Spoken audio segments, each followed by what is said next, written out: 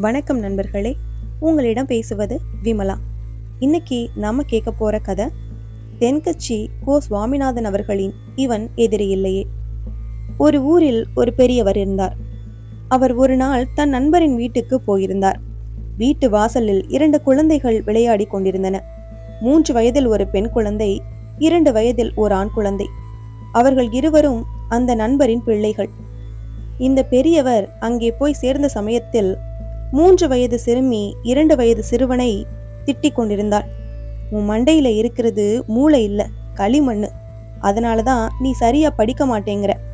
உன்னை போல ஒரு முட்டாள் இந்த உலகத்துல யாருமே கிடையாது. பெரியவர் இதை கவனித்தார். உடனே அந்த சிறுமியை அருகில் அழைத்தார். குழந்தை, இங்க வா. அவள் வந்தாள். இவர் கேட்டார், ஏன் இப்படி சண்டை போடுகிறாய்? அவன் ஒரு திருடன். அப்படியா? ஆமாம். அப்படி என்னத்து திருடனா? நான் விளையாடுவதற்காக வைத்திருந்த என்னுடைய கரடி பொம்மையை திருடி விட்டான்.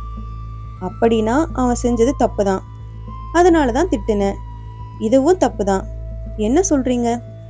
நான் சொல்லல, பெரிய மகான்கள் எல்லாம் சொல்லியிருக்காங்க. என்ன சொல்லியிருக்காங்க?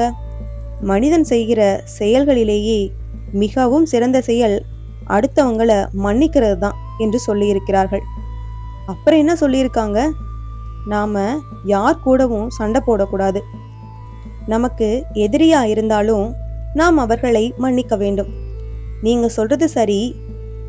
இவன் என் எதிரியா இருந்தா மன்னிக்கலாம்.